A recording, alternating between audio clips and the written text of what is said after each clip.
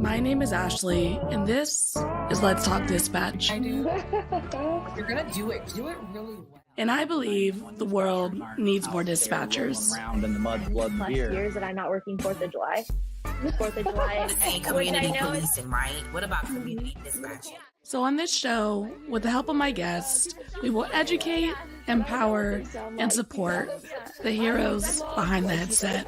Right. Hello, everybody. Welcome back to another episode here on Let's Talk Dispatch with me, Ashley, the Raspy Dispatcher. I hope you all are doing well, doing amazing. If you haven't seen or follow me on social medias, got a few things going on right now. We just released our first ever custom challenge coin, Raspy Dispatcher on one side, because the world needs more dispatchers on the other. And we're currently selling those and doing some shirt raffles. You get a coin and a sticker and a chance to enter to win a Because shirt, as well as we have really officially started and pushed our private Facebook group titled Let's Talk Dispatch.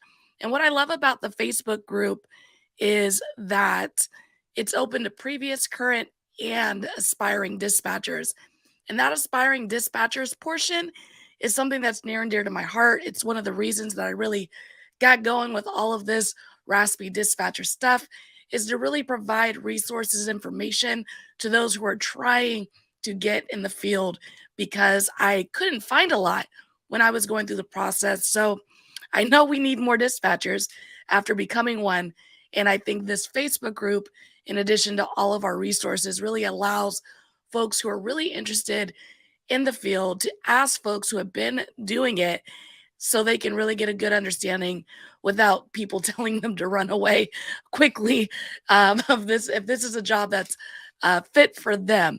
So definitely check out those two things: our Facebook group, Let's Talk Dispatch, and the new merch that's on our website, theraspydispatcher.com.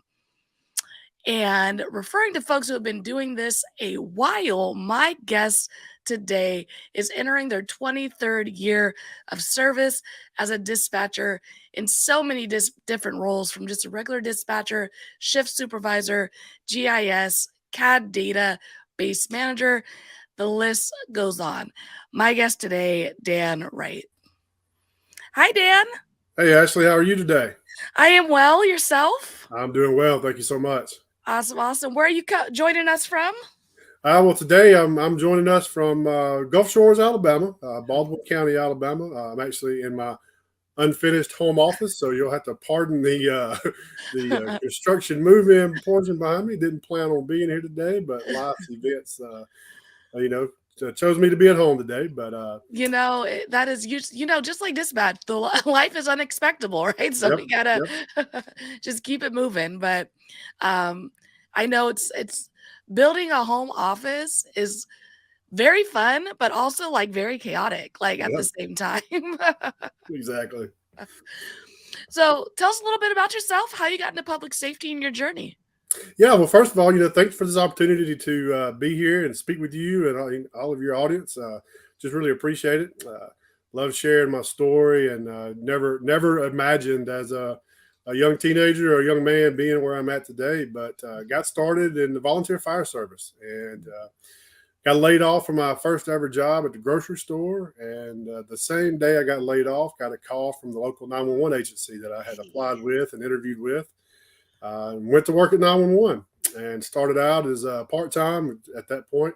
Was in school and on my own, so I just took everything I could get and jumped in and fell in love with 911. My goal was to be a career firefighter. I was just wasn't really a childhood dream per se, maybe a teenage dream more so, and went on to the career fire service. But the one constant in my professional career since I started 911 is I have never left 911 in the 23 years that I've been in 911. So been able to complete a career in the fire service, and now in 911 full-time as a deputy director. Very, very cool. So when you made that shift to 911, was it very intentional? Like you applied and it was something that interested you, or was it something that you applied for, got into, and was like, wow, This is awesome. It was a stepping stone. It was let me get through school, Mm, go to EMT school, and get finished with school, paramedic school, and get the fire service, and I'd go from there. yeah. But I don't know. I don't know that I can describe it even still today, other than there seemed being a fireman was cool. It was fun, but I've always felt uh, more calling, if you will. I know that's a cliche term, but just more ability to make the biggest impact in 911. That's amazing. And I know, like you said, like fire was great and amazing. And I don't think we hear it often enough, the impact that, especially comparative to like the typical first responder careers, officer, firefighter, EMT, dispatch kind of being held into that same category. And so I think it's amazing that you went through the fire department and love that, but there was something really special about dispatch. Yeah, most definitely. I've been very, very blessed through the years to serve in so many roles in 911. As you mentioned, I've participated in almost every aspect of 911, from taking the calls to the IT side, the CAD side, GIS, and management as well. Mm. And just to know what all goes into the processing of the call, from the time that phone rings until we get the responders to the scene. What all goes into that is being in the fire service. We go to the station, we get in the trucks, we go do the thing, take care of the Mhm. people. And there's obviously a lot that goes into that, but the amount of work and the commitment and just the drive and the passion and the love from people that sit in the seat and under the headset, behind the headset, and take these calls. And I wish we did a better job in the industry of knowing how many people's lives a dispatcher affects versus a responder in the field. Because Mhm. I've been to thousands of calls in the field, but if I had been a call taker for 23 years, how many thousands of calls and people could I have affected? And we downgrade ourselves a lot Mhm. in 911 as a call taker, because we get jaded, because just like a paramedic or a firefighter does, we Mhm. see the same stuff every day. But I try to instill in our staff the mindset of, it doesn't matter how small something seems to you and how mundane it is. That person called you because that's all they knew at that time. You are their hero. They're calling 911 because they don't know what else to do. And the only thing that they can think of is to call you, and you get to be helping that person at that particular time in their life. Mhm. It is really true, and especially when you talk about the the amount of folks that we talk to as call takers, right? Because one big difference that I've noticed through my career in regards to folks who respond in person in the field and dispatchers is my unit can be on a call for their entire shift, depending Mhm. on the severity, right? If it's a DV, if it's a shooting, if it's, a fatal car accident, they're going to be sitting on that for 3, 4, 5, 6 hours. Whereas I took that call and now I have another DV coming in. I Mhm. have another this coming in. I have another that coming in. And I think, as you said, like that's a huge thing that we miss when we're talking about the differences of impact Right. that dispatchers receive. If we're just talking about trauma we're receiving, as well as folks we're impacting, because my units are doing great work out there, one call at a time. Yep. I'm going call to call to call to call and then sending units to the different calls. So it's a huge thing. I think you're right. We do kind of glaze over. Yeah. Yeah. I think if I had to pinpoint one thing that has kept me in 911, it's that I just have this drive and passion to help as many people as I can. And while now my main goal is to develop people that Mhm. take these calls, that's at the end of the day, it's all about still helping those people.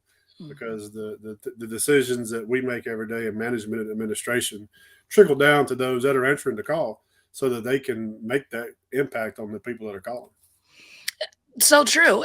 Supervisory management, it really having a strong sense and a strong connection with your management and supervisor, feeling like they get it, feeling like they care about, you, the one answering the call, goes such a long way in making a comm center functional and making folks want to stay and making folks want to continue to give to this community. And it sounds like you're doing great work at your center with that. Well, I appreciate it. We definitely try as hard as we can. Nobody's perfect. Every family has their squabbles. We don't talk about that, Dan. We're perfect. But we do our best to promote a strong, healthy work environment. We do our best to take care of our staff, to recognize our staff, to let them know that we appreciate them and that we know the work they do every day. We've started the Tree of Life little thing on the wall that has really grown, if you will. That's been great. A lot of great publicity from that. We try to implement the latest and greatest technology, sometimes to a fault, sometimes it don't work. Yeah. But we've implemented a lot of things that have undoubtedly saved lives by just being on the front end of some technology changes. And I know that those things are all scary and, it brings change and a lot of anxiety and all those things. But we in the administrative part of this business owe it to our staff to vet this stuff and to be sure that it is for the benefit of the people calling. And, there's been things that we've, as an agency, said no to because it in theory, it sounds great. But at the end of the day, on the dispatch floor during a 911 call, it just isn't going to work.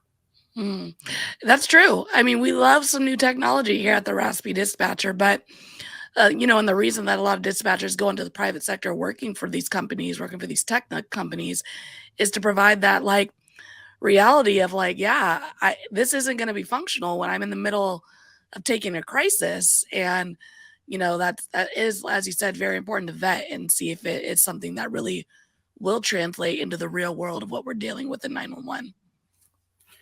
Yeah, and that's one thing that we've got to be very cautious of in the industry as a whole as we move forward. And I don't believe, this is speculative, of course, but I don't believe that we've even scratched the surface of the things that are going to be tossed towards us, saying that we need to do this or you need to do this. And let's just be real and candid for a moment. A lot of places when their chiefs or their captains or whomever gets sold an item, it gets pushed down on us or you guys to make it work. And a lot of times there's no understanding of how all that works. And I feel for those that are in those positions that get stuck with that type of setup. And I don't think anybody sets out to do anything wrong. It's a good idea in theory, and just in real world it doesn't work. And so I hope that I'm doing a good enough job on a bigger level besides just in our agency to preach and to push out that technology is great. We need data. We need data directly to the responders because we need to be more efficient and we need to be more effective. And humans make mistakes every single day. Doesn't matter how hard we try. When those 30 calls pop within 30 seconds, we're going to make mistakes. And we need to do our part to get this information to the responders with as least resistance as possible, but it's got to work. And it cannot bog down that one call taker that takes that one call during that 30 that is a different call that needs their direct attention. And we can't worry about having to make sure that all these pieces work when we need to be giving CPR to a mother who just found their child not breathing. And I try to approach everything like that is how can we implement these things, make these things work, make us better, but still have that human to be able to recognize and make that decision at the time that it's needed. Awesome. Well, you've been doing this for 23 years. Yep. What was it like in the beginning in regards to technology, in regards to your transition from fire to this? Like, what was it like for you? Oh man, I tell you, it's I sit back and I started in a rural county in my hometown in Clanton, Alabama, between Birmingham and Montgomery. Anybody that's ever traveled Interstate 65 in Alabama has seen the big Peach Water Tower. That's where I'm from. So I remember base station radio, desk mic, DOS base CAD, command line, all DOS base CAD, no mouse, no no user. I'm getting anxiety thinking about it. It was a 10 button phone where my it was like you see them old phones in the offices where you had to pick up, you had like your 911 lines. I mean, it was, but then it was the latest, greatest. When I first started, they had at least in where I was, wireless phase 1 had just really hit. And so, it's been quite a journey.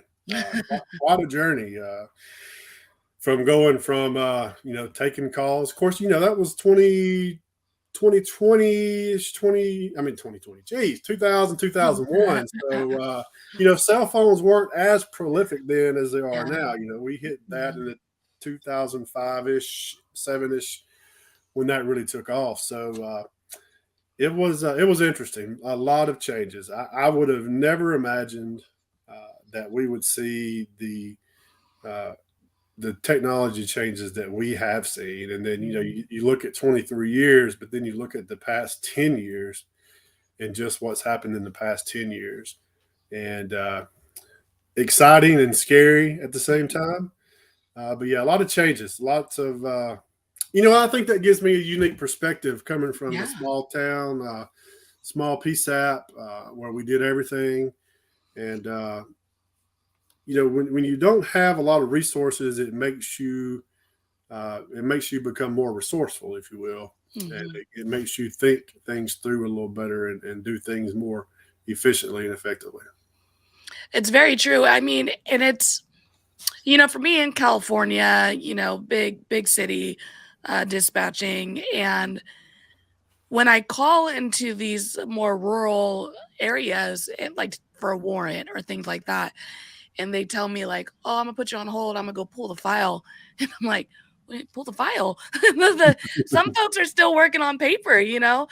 and they just have a little thing there where the warrant's kept alive, and and they're faxing over the live document, and and for me, like that, the technology difference is so vast, and knowing the fact that there are a lot of dispatch centers that are still getting the technology up to the current, standard that folks are working with in these bigger cities is wild to me. I feel like we all should be working with at least the computer technology, and that's just not the reality, right?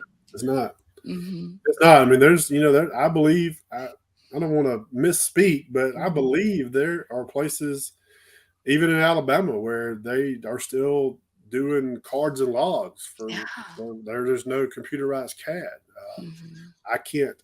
Of course, I'm sure they're slower and it's probably manageable, but we're going to push 150,000 911 calls this year. I can't even imagine trying to manage that with no computer. So it's easy for us to say, well, why are you not doing it this way? Or why are you not doing it that way? Or why do you not have this? Well, I mean, when you take every little piece and every little PSAP, and then you take those 4, 5, 10 dispatchers that work there, and even with the proliferation of the internet and podcasts like yours, it's still tough to reach these people. Yeah. No, I was thinking about it actually on the way home from work this morning, that I'm going to be going to some more conferences this year and getting that aspect, and just thinking about how many folks that are doing this job versus how many folks are being connected. How many folks, for me specifically, that I'm able to reach.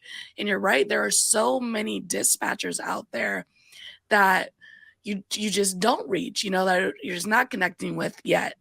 And it really is a little daunting when you think about how many dispatchers are really out there in the world, how many dispatchers we still need out there in the world, and that we're all just trying to connect and get on the same page with this life-saving service.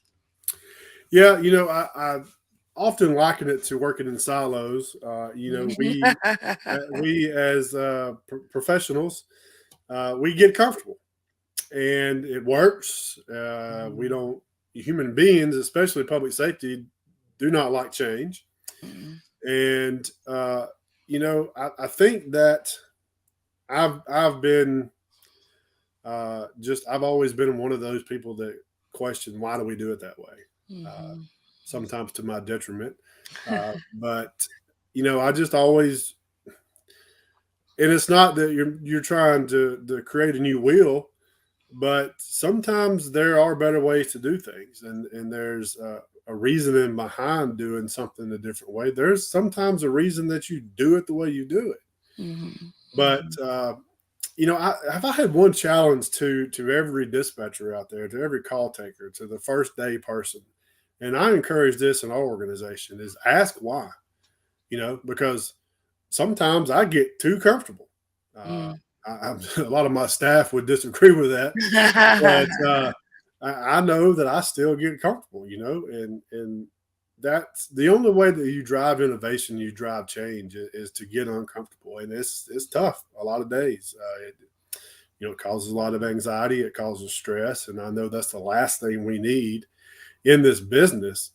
But if it's something that can make your job easier, when you get comfortable, I'll just be very candid. When you get comfortable, you look at things from a very blind perspective, and you often choose to not see the other side of what's being proposed. And hey, there are times that things are proposed that are not good.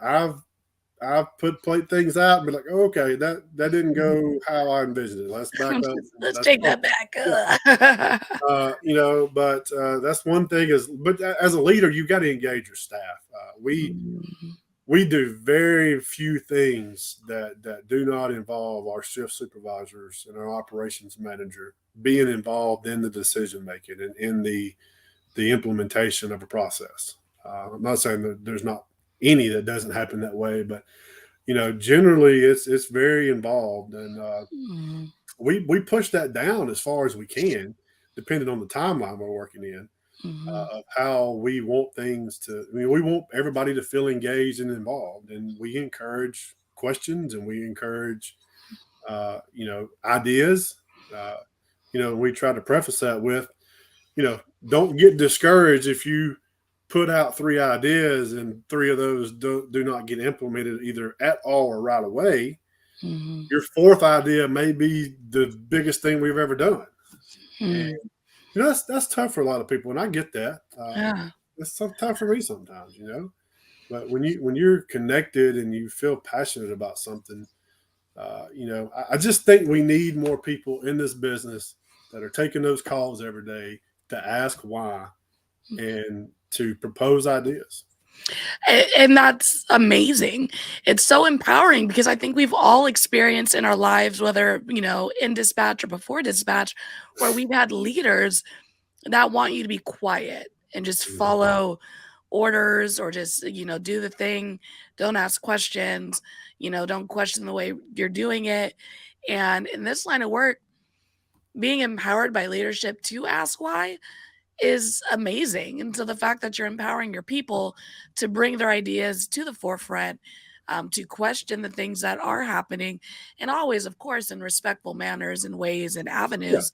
But opening that line of communication goes so far in making people want to stay and making people feel heard, because just like our callers, our folks in our dispatch centers, we want to feel heard by the people who are Mhm. managing us.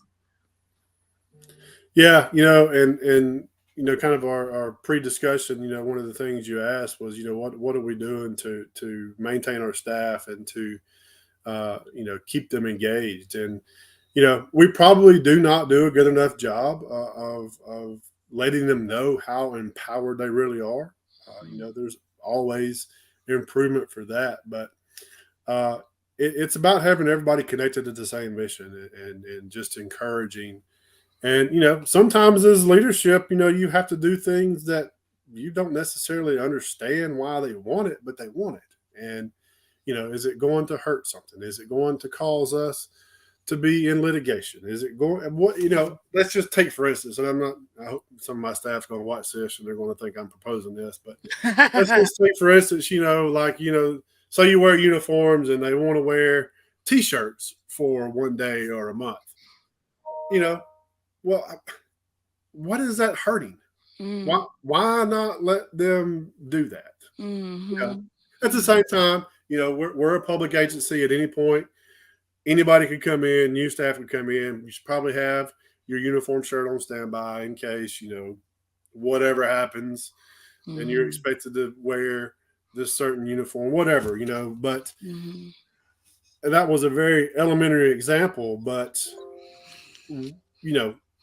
we should, as leaders in administration, we should put forth the effort to provide our staff with the things they need, even though we may not, I don't understand why. It doesn't really matter that I understand why. It matters if that's what they want. Yes. Does it stop us from fulfilling our mission, values, and goals? And if not, then we need to really consider it.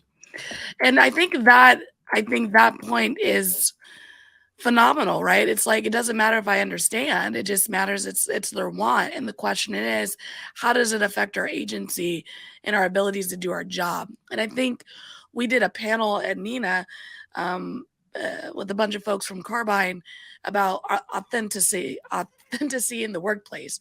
And that was a thing that came up, is this uniform debate.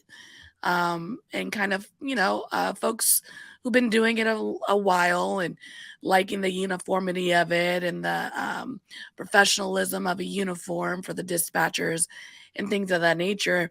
And then a lot of folks who are newer to this are just kind of having that impact of, how does what I am wearing affect my work? I'm here for 12, 13 hours a day, and I want to be in tacticals or, full class C's or, whatever the situation looks like for our centers. But I do think it all, no matter what the topic is, does go back to, does this affect the ability to do my job and the legalities of it? And if it doesn't, why are we not considering those things to better our people? Yeah, I can give you a real world example, talk to the uniform aspect of it. I mean, so I'll just give an administration management standpoint, so while every agency is different, we pretty much stay open to the public within reason.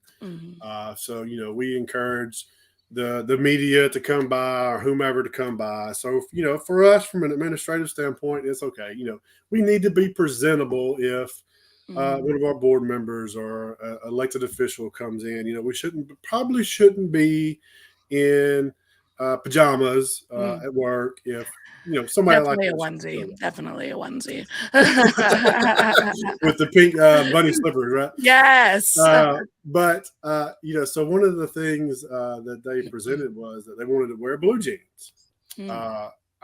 Me personally, I guess because I wore uniform pants for 25 years, I'm not a big blue jean fan. I think they're uncomfortable. It's just me. I'd rather wear slacks that are loose fitting and don't. But anyway, and I'm like, that doesn't make sense to me. But at the end of the day, it didn't matter that it made sense to me. That's what they wanted. So we pushed it through and we got it passed. And now their uniform is blue jeans. Of course, they have to be decent. They're not the pre-cut, Whitewash, acid washed. but so they're in blue jeans now. That's their uniform. Pants is denim pants or blue jeans. So.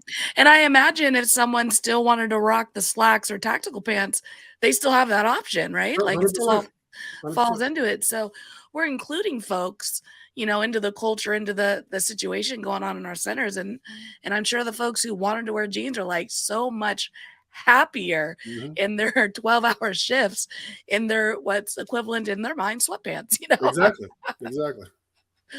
It's so cool. So cool. So do you remember any of your early first calls for service when you first started getting into this? I really can't. I can remember a few blunders on the radio, but I don't really per se have any calls that necessarily stand out. I've got, of course, calls from the fire service that stand out, but from a dispatch perspective, I guess I just was never that call taker that took those calls.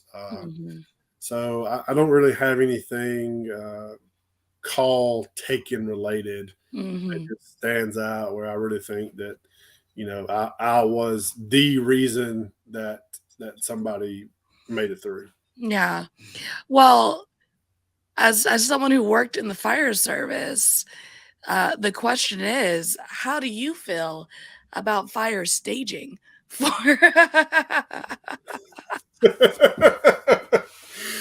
Well, you talk about like staging for like an unsafe scene, or for like a 70-year-old who has dementia and yeah. See, so I guess because I was in an urban fire department, the city of Birmingham, we didn't stage a whole lot. No? We had such a big police department.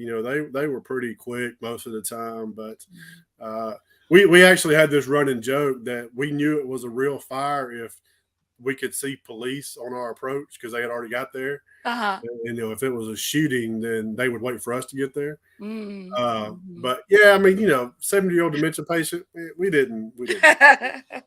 Well, your people have to call my people because let me tell you, well, they're in their bed. They can't move out of their bed. All right, we're heading that way. Yeah. I've never been a fan of staging. I know there's a time and place, and look, I've been doing this a long time. I know it's a different world today than it was a while ago, years ago. But if I was still in the field, I may feel differently about it today. But I got 2, 3, 4 guys or people on a fire truck with a few select tools. You'll be all right. we can control the situation. So do you think that coming into it as someone who was, being dispatched out to these calls helped you understand what's going on in the field better, help educate the folks in the dispatch center about things? Do you think that overlapped helped you ease into this side of the call? Yeah, definitely. I think that I've had the ability to bring a unique perspective to both sides through my career in both fields. I was definitely always an advocate on the fire truck for the dispatchers. Telling people what may or may not be going on. We'd get dispatched to, I don't know, a broke leg, and we'd get there and the house is on fire, and they'd be like, why didn't they dispatch us the right call? I'm like, look, they just go with what they were told, man. These people call in and tell us crazy stuff. But that is so true for folks who are listening and who are like thinking about getting into this line of work. The things that people believe are important to communicate is like not always what you as the person responding or sending folks out to respond. We need more, or they give us too much. And I've had many calls where like, there's blood everywhere. And then you get there and it's like a paper cut. And you're like, what? Right. Where's, you're telling the officers like, there's blood everywhere, be prepared. And they're like, no, there was no blood. Yeah, there's nothing. I mean, Yeah, but also from the dispatch side, I actually several years ago I kind of developed a little class at a little couple of conferences that I presented that, really covered some in-depth technology, not technology, terminology Mm. for the dispatchers that they probably hear firefighters saying because Mm. that, you know, those silos. Mm. Dispatch works this way, fire works this way, law enforcement works this way. None of them talk to each other. They all think they all know what they're talking about. Nobody knows what's going on. Ain't that the truth? Uh, and then everybody blames the dispatcher because nobody knew what was going on. So, Mhm. I just think using that terminology and being able to, even in my current role, being able to explain to our staff, and we're very blessed and fortunate in our current organization because our training coordinator retired from the fire service, Mm. and we primarily dispatch fire and EMS. We do a little LE dispatch, but we're able to really hammer into our trainees in any a lot of parts of our training the fire service terminologies and Mm. EMS terminology. He's a retired firefighter paramedic, so we're very blessed in our organization that we have that ability.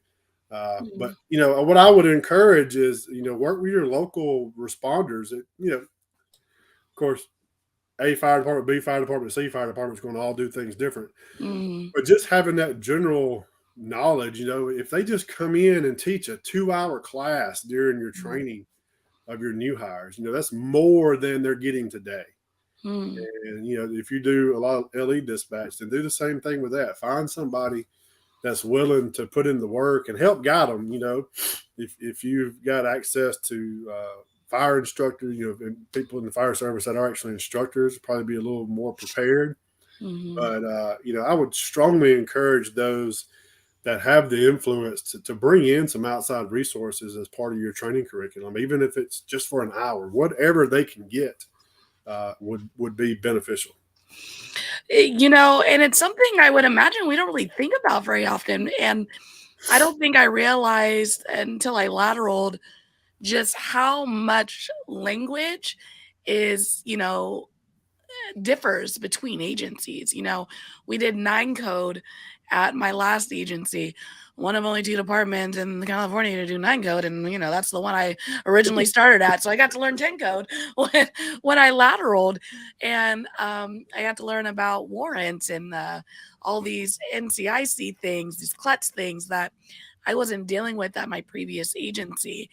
And then when you look at it as how the firefighters, how the police officers, how the folks who are in the field are looking at these things, like all the language can be so different. So the idea that you're presenting to bring those folks who are out there in the field to educate the dispatchers and vice versa, really, it's such a simple concept. I think that we don't think about very often, right?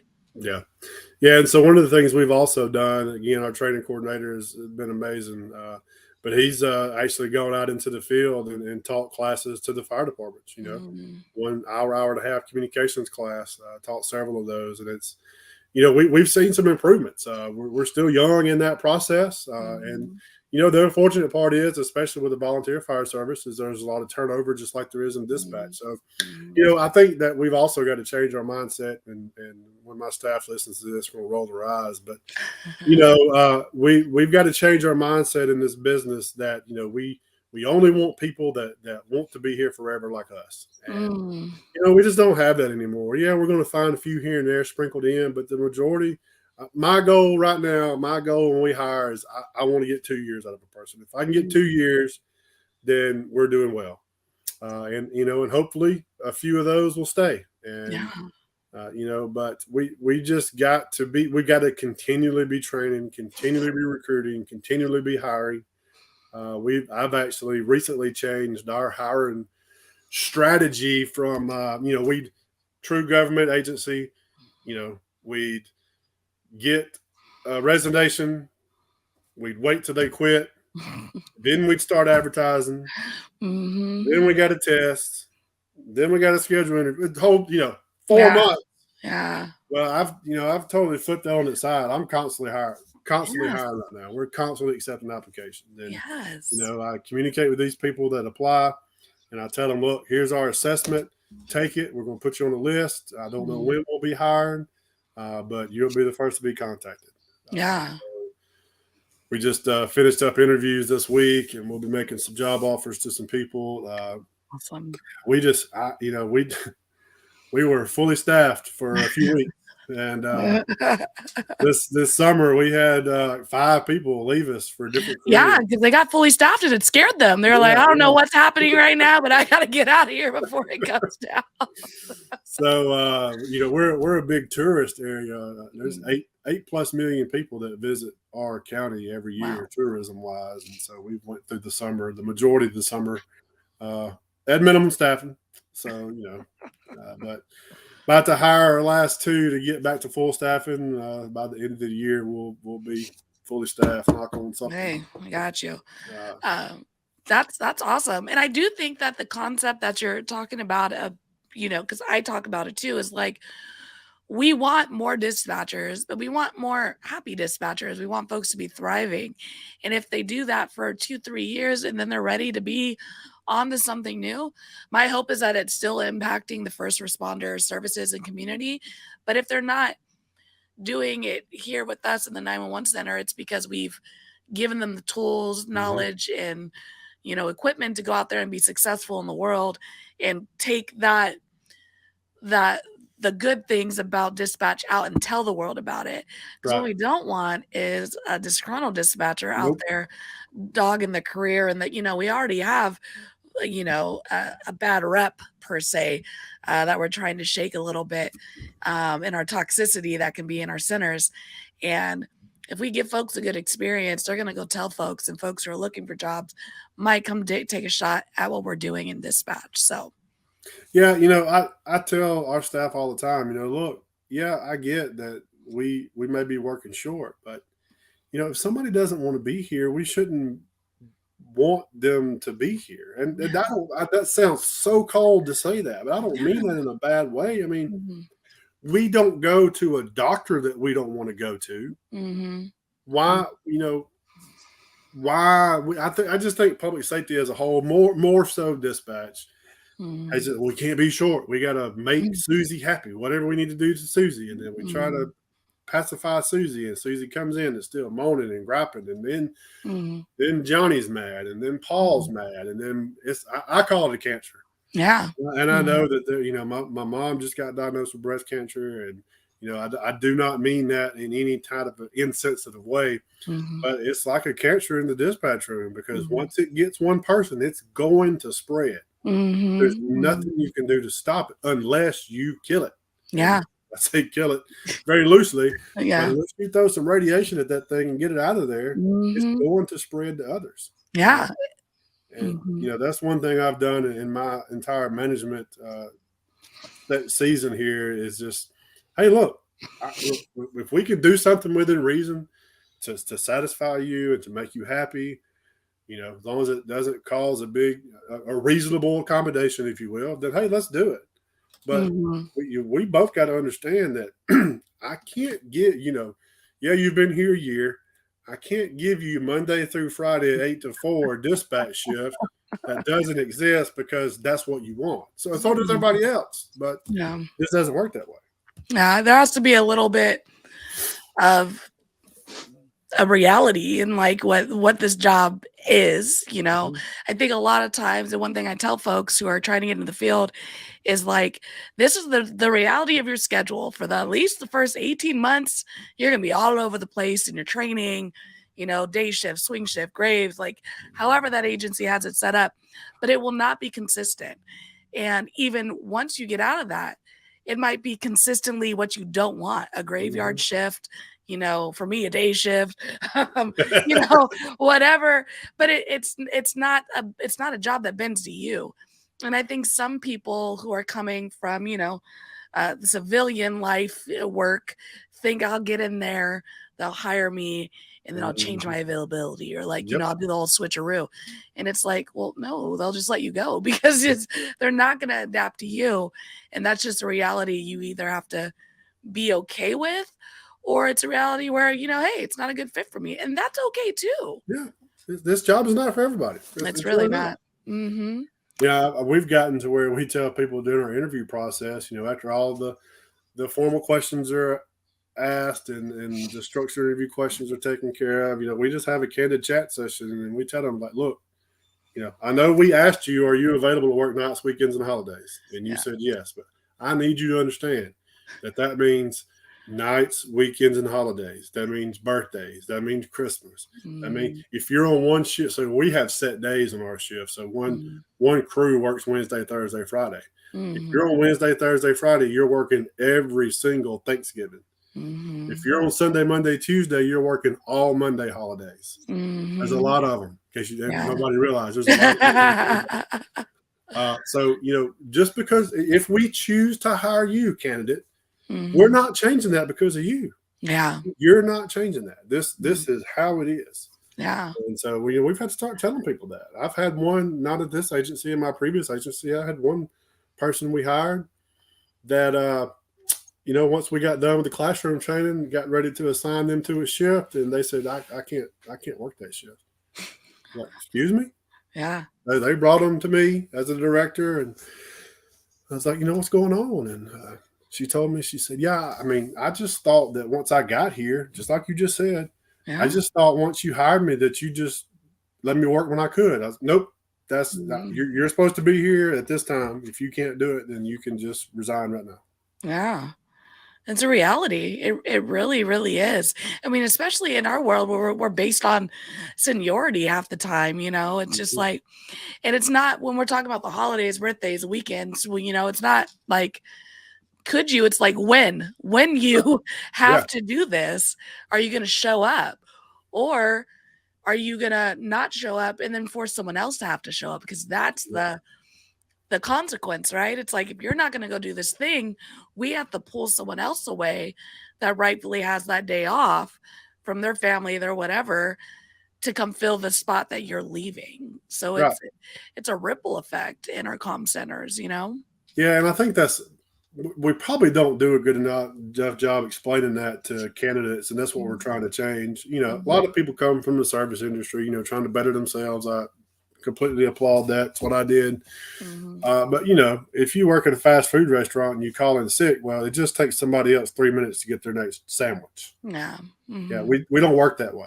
Yeah. We have minimum staffing for a reason, because that means that many people have to be there. Yeah. To fulfill our mission. Waiting 3 minutes on a 911 call to be answered because you chose not to come to work because your big toe hurt today doesn't work.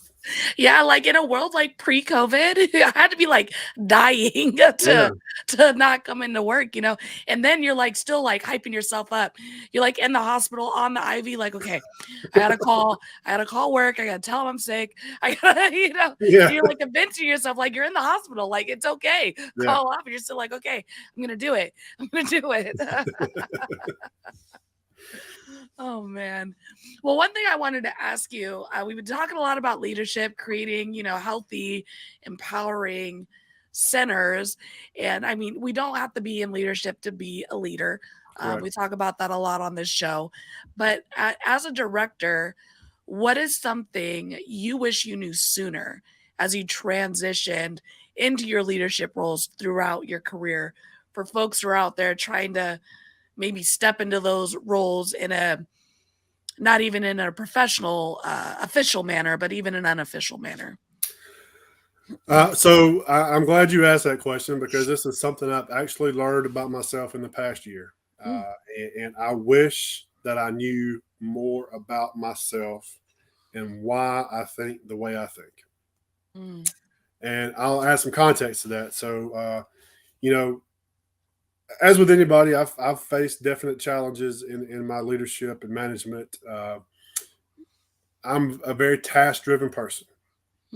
And so learned that through DISC assessments and other personality studies on myself. And, it was like an epiphany for me, and made me really step back and think about some of the decisions I had made in the past, and know that I could have done things differently. Not that the outcome would have been different, but I could have handled things differently and a little more delicately than I did. Not to pacify, not to BS, not to sugarcoat, but I struggle with understanding feelings, even my own feelings. And so being so task driven, like my D I don't know if you know much about the DISC model, but my D is off, like legit off the chart. D. I should have had it ready, but it's off the chart. Just having a better understanding of myself and knowing why I think the way that I think and why I approach things the way I approach them has been a really a big turning point for me, even at this point in my career. And I hope that that my staff is seeing a difference in that. It's a daily challenge, admittedly. It is a daily challenge to accomplish that.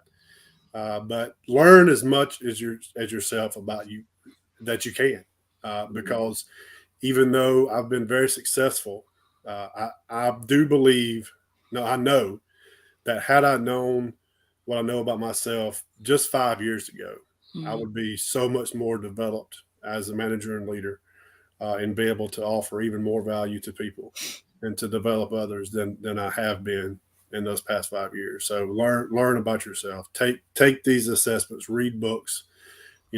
Leadership books are great, but focus more on learning about the psychology behind your mind and your personality. And thank you for sharing that, because the vulnerability that goes into that whole statement, right? That as a leader, you're telling your people, like, look, I didn't know myself well enough to lead to my fullest ability.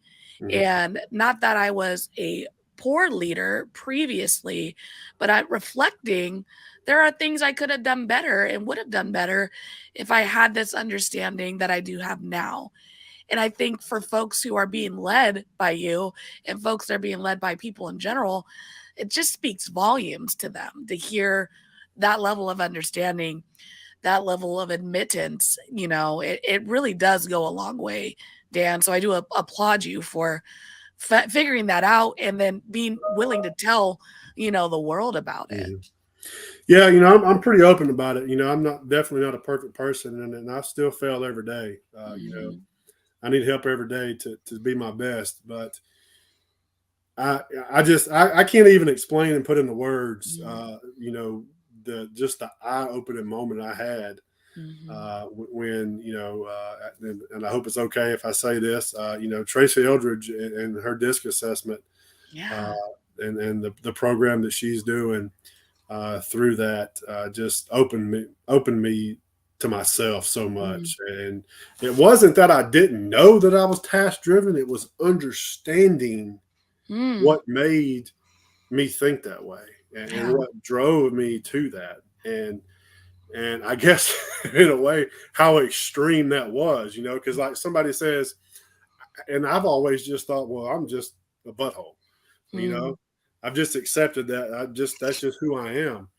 But it's not who I really want to be. It's just I'm so intertwined and just so focused on, like, I don't know, birthdays.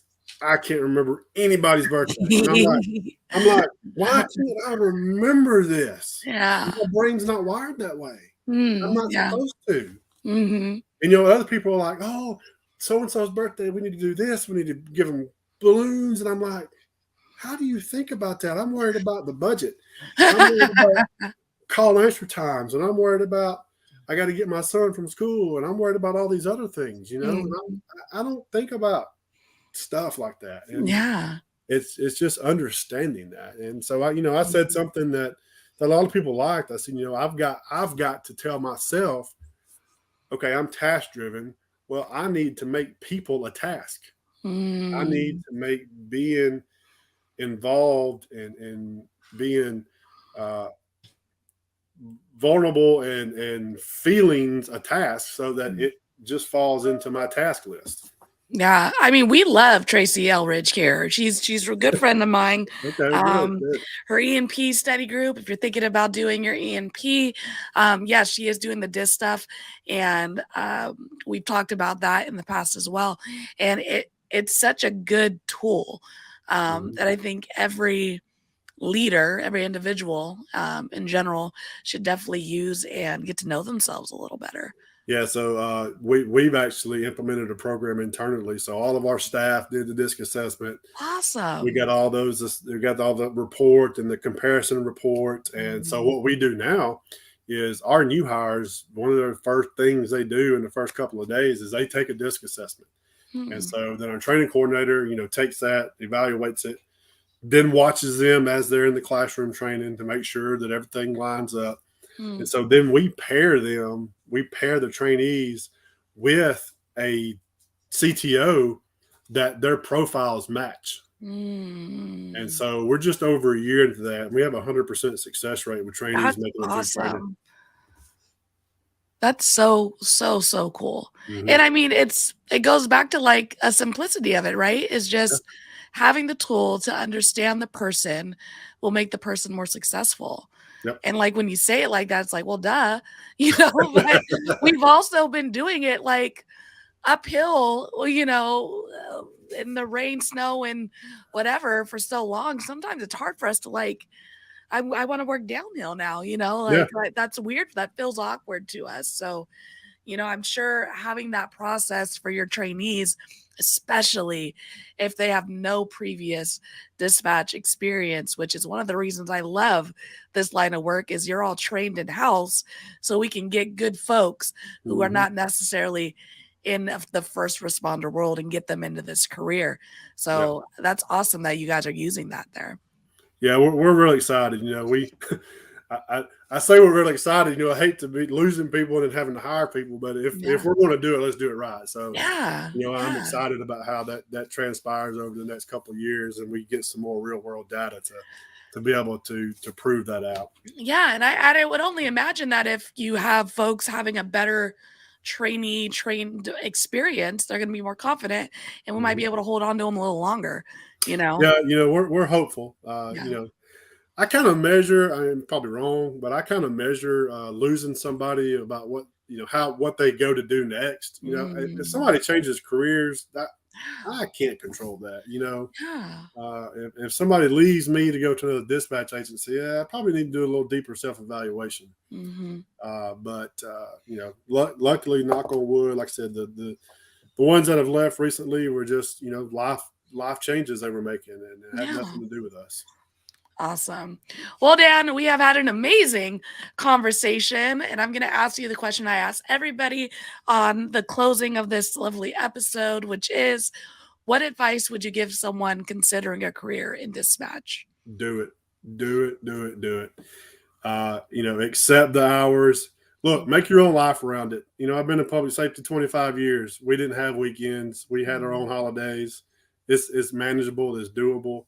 It's tough, but if you want something fulfilling in life, and if you have just this little bitty itch or light or spark that says that I need to do something bigger than myself, this is it. 25 years in, and I still look forward to going and leading people every day. I don't go to work. I go to lead people and to make an impact on people's lives. And it's an amazing career. Awesome. Well, Dan, again, thank you so much for reaching out, being willing to come on the show and joining me today. I've learned so much, and I'm sure everyone who's been listening has learned so much as well. Thanks so much, Ashley. I appreciate the opportunity. Awesome. I'll be right back with you. All right, everybody. That was another amazing episode here on Let's Talk Dispatch. Again, Dan, thank you so much for your knowledge and your wisdom, your vulnerability, being willing to lead and empower your people. It's something that we say and makes sense, but more managers, more supervisors, our folks in leadership need to be doing this in our centers, really empowering our people to ask why, because those silos can be rough to be in by ourselves. So definitely encourage each other to ask the whys. And when you get asked the why as someone in leadership, understand it's coming from a knowledge-seeking place and not a combative one.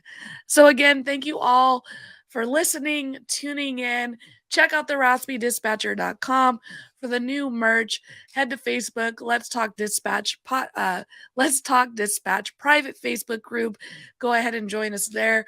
We're doing a lot of amazing things with the Raspy Dispatcher, and it's only getting better and better, and that's because of all of you folks. So again, thank you all so much. Until next time, stay raspy, everybody. Thanks for tuning in to another episode of Let's Talk Dispatch, a Raspy Dispatcher production. If you liked the podcast, don't forget to hit that subscribe button, leave a 5-star review, and of course, tell a friend. If you want to be a guest, head to the raspydispatcher.com and check out our additional resources. Until next time, stay raspy, everybody.